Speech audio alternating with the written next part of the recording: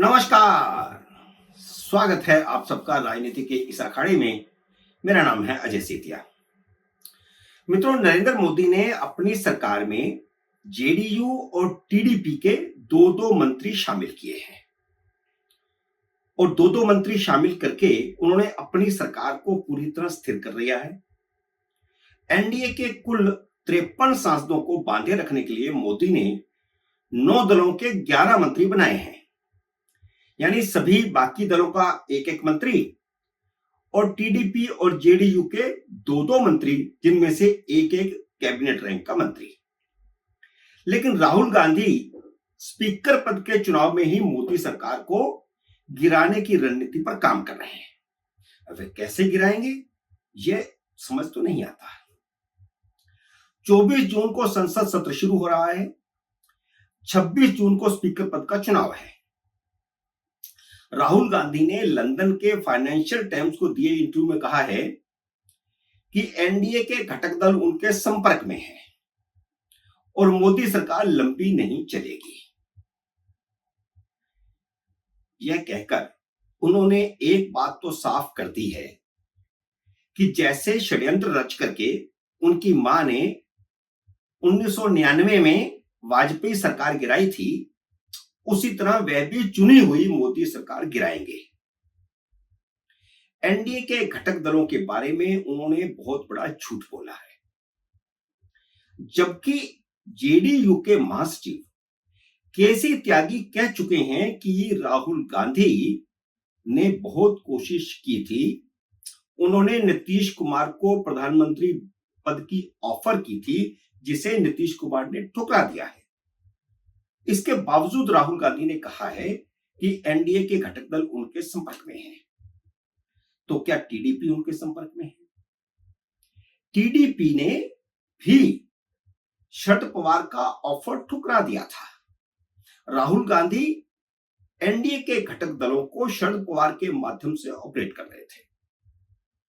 वह नीतीश कुमार और चंद्रबाबू नायडू दोनों से प्रयास कर चुके हैं और विफल हो चुके हैं। फिर भी उन्होंने फाइनेंशियल टाइम्स को इंटरव्यू में कहा कि घटक दल उनके संपर्क में हैं। कितना बड़ा भ्रम फैलाने की कोशिश है। एनडीए को बाकायदा बहुमत मिला है। एनडीए चुनाव पूर्व का था, जैसे इंडी अलायंस चुनाव पूर्व का था, बल्कि इंडी अलायंस तो चुनाव पूर्व का था भी नहीं। ममता बनर्जी ने 7 चुनाव नहीं लड़ा, आम आदमी पार्टी ने 7 चुनाव नहीं लड़ा, तो कह ही नहीं सकते कि ये चुनाव पूर्व का गठबंधन है, जबकि एनडीए तो बाकायदा चुनाव पूर्व का गठबंधन है। कोई नया घटक दल उसमें शामिल ही नहीं हुआ। लेकिन राहुल गांधी ने इस इंटरव्यू में कहा कि जिन क्षेत्रीय पार्टियों के साथ मिलकर मोदी ने सरकार बनाई है, उनमें भारी मतभेद हैं। मतभेद होते तो फिर एनडीए बनता क्यों? मतभेद तो इंडी अलायंस में थे, इसलिए आम आदमी पार्टी के साथ कांग्रेस का गठजोड़, सीट शेयरिंग पंजाब में नहीं हुआ, बंगाल में ममता बनर्जी के साथ सीट शेयरिंग नहीं हुआ। तो यह कहना कि एनडीए में मतभेद है, यह पूरी तरह भ्रम फैलाने वाला है, क्योंकि एनडीए ने जो दल शामिल थे, उनका सीट शेयरिंग जहां जहां होना था वहां हुआ है। एनडीए सरकार यूपी की तरह चुनाव बाद के गठबंधन से नहीं बनी है, जैसे कि 2004 में यूपीए की सरकार बनी थी। वह चुनाव बाद का गठबंधन था। चुनावों के बाद पहला ही इंटरव्यू एक अंतरराष्ट्रीय इकोनॉमिक अखबार को देकर राहुल गांधी ने मोदी सरकार नहीं, बल्कि देश के खिलाफ एक बड़ी साजिश रची है।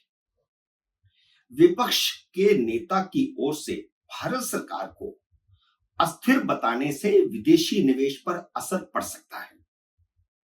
इस तरह का बयान देकर राहुल गांधी ने चीन की मदद करने का काम किया है, क्योंकि यूरोप और अमेरिका की कंपनियां चीन से अपना निवेश वापस करके भारत में ला रही हैं।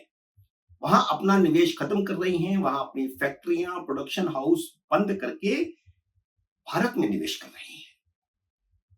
विदेशी कंपनियां इन्हीं अखबारों से इनपुट लेकर के अपना निवेश करती हैं और राहुल गांधी के इस बयान से यह निवेश रुक सकता है, क्योंकि हर विदेशी निवेशक, हर विदेशी उद्योगपति देश में स्थिरता को पहले देखता है।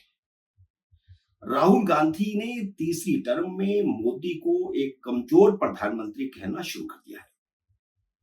मोदी को कमजोर प्रधानमंत्री बताकर राहुल गांधी का एक ही मकसद है, और वह यह कि विदेशी निवेश रुक जाए और भारत के विकास की जो गति है वह थम जाए, धीमी पड़ जाए।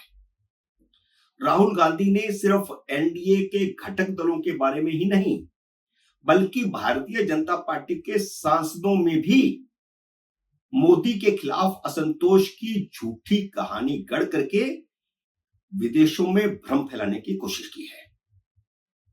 क्या भारतीय जनता पार्टी में कोई मोदी के खिलाफ है?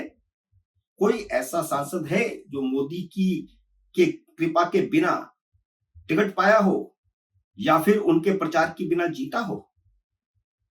और यह पहली बार नहीं है कि भारत में अपनी ताकत बढ़ाने के लिए राहुल गांधी विदेशी मदद का सहारा ले रहे हैं। वह लगातार कई साल से भारत की राजनीति में विदेशी ताकतों को इन्वॉल्व करने की कोशिश करते रहे हैं और उस रणनीति में काफी हद तक कामयाब भी रहे हैं। इस बार इंडिया अलायंस के पक्ष में जितना प्रचार और जितना धन विदेशों से हुआ, उसकी कल्पना भी नहीं की जा सकती। और अपनी उसी रणनीति के तहत विदेशों में मोदी को कमजोर प्रधानमंत्री बताने की रणनीति अपनाई जा रही है। पहले उन्होंने ठीक उसी तरह मोदी का शब्द रोकने की कोशिश की थी, जैसे 2019 में महाराष्ट्र में एनडीए को तोड़कर देवेंद्र फडणवीस को सीएम बनने से रोकने में कामयाब हो गए थे। मोदी का शपथ ग्रहण रोकने के लिए शरद पवार ने नीतीश कुमार को प्रधानमंत्री बनने की ऑफर दी और चंद्रबाबू नायडू से भी संपर्क साधा।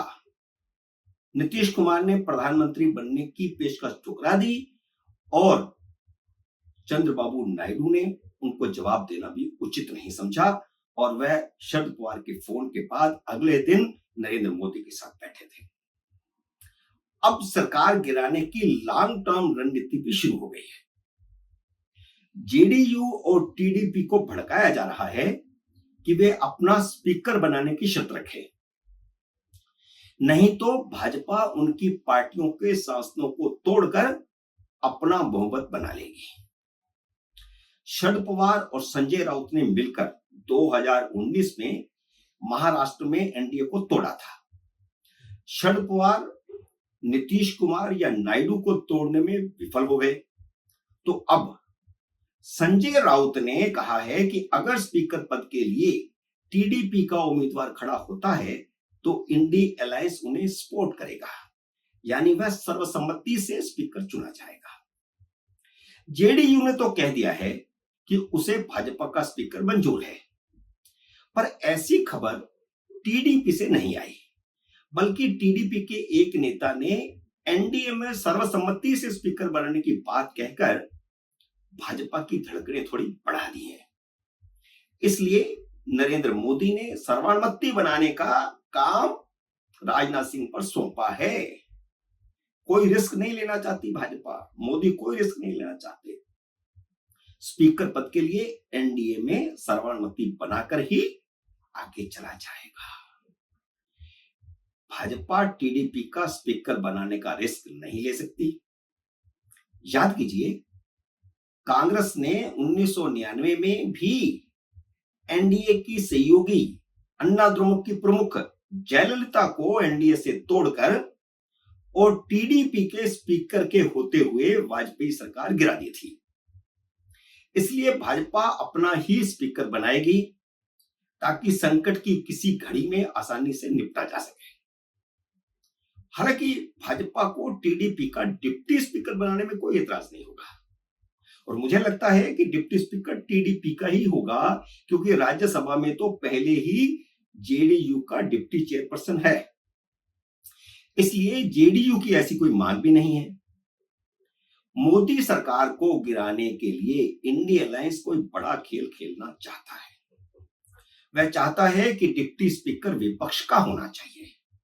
उसकी मांग यह है कि भाजपा का ना तो स्पीकर हो न डिप्टी स्पीकर हो। स्पीकर किसी एनडीए के घटक दल का हो और डिप्टी स्पीकर विपक्ष का हो, क्योंकि विपक्ष का नेता तो अब कांग्रेस का होगा, वो राहुल गांधी हो सकते हैं। तो डिप्टी स्पीकर पद जो है वो तृणमूल कांग्रेस को मिल जाए या फिर अखिलेश यादव को मिल जाए, किसी को मिल जाए।